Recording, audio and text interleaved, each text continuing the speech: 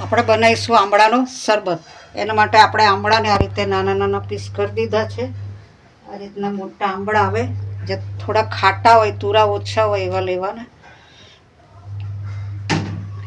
પછી એની અંદર આપણે આદું પણ લીધું છે. આદું ના હોય તો આપણે સૂંઠ પાવડર પણ લઈ શકાય. પછી એમાં ગોળ નાખવાનો છે, મીઠું, ફુદીનાનો પાવડર, લીંબુનો રસ, સંચળ પાવડર, આમચૂર પાવડર અને જીરું. હવે પહેલાં આપણે આમળાને ક્રશ કરી દઈશું.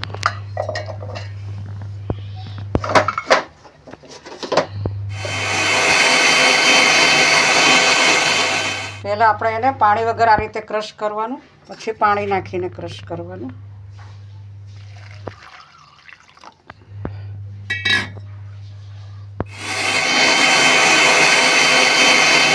આ રીતે ક્રશ થઈ જાય પછી આપણે એને ગાળી લેવાનું.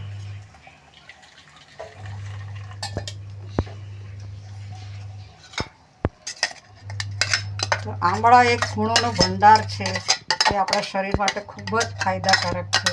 આંખો માટે, વાળ માટે, હૃદય માટે, દાંત માટે, ચામડીના રોગ માટે ખૂબ જ ફાયદાકારક છે. તેમાં ભરપૂર વિટામિન સી હોય છે. તો તેનું આપણે વિસ્તૃતથી એના ગુણધર્મ વિશે પછી આપણે વાત કરીશું.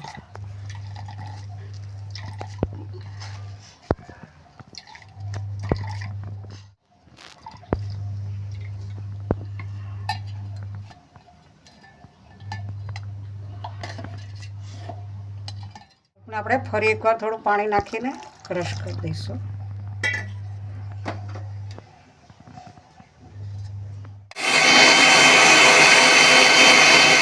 ફરીથી આપણે ગાળી લઈશું.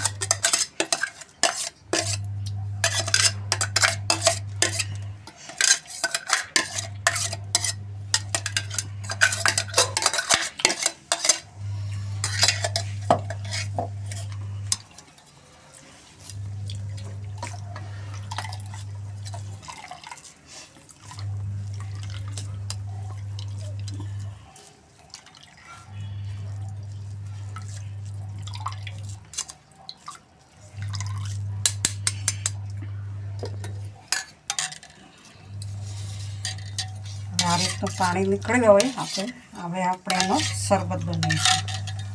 તો આપણે એમાં પહેલાં આપણે એમાં ગોળ નાખીશું. ખાંડ કરતાં ગોળ સારો, એટલે આપણે એમાં ગોળ નાખીએ છીએ. આ મીઠું છે, ફુદીનાનો પાવડર છે, શરબત છે એટલે લીંબુ તો આવે જ, એટલે આપણે એમાં લીંબુનો રસ નાખીશું.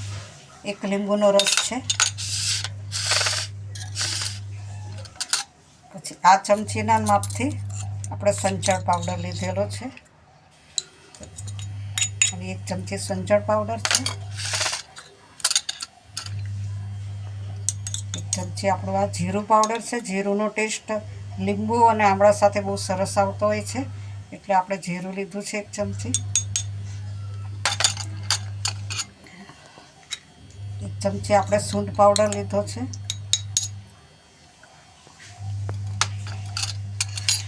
સૂંઠ પાવડર અને ચાટ મસાલો બંને આપણે મિક્સ કરેલા છે. હવે આપણે આને હલાવી દઈશું.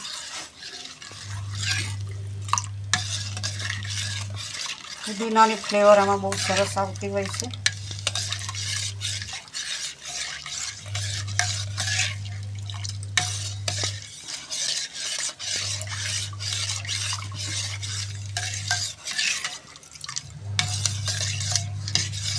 ગોળ ઓગળી જાય ત્યાં સુધી આને મિક્સ કરવાનું છે.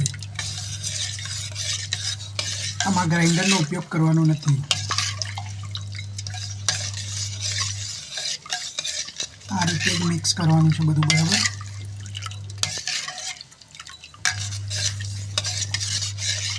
ગુણોનો ભંડાર એવા આપણા આંબળાનું શરબત તૈયાર છે. જો તમને અમારી રેસીપી ગમી હોય તો અમારી channel the Bhavsar kitchen and આયુર્વેદાને સબસ્ક્રાઈબ કરો, અમારા વિડીયોને લાઈક કરો, કોમેન્ટ કરો અને શેર કરો. Thank you.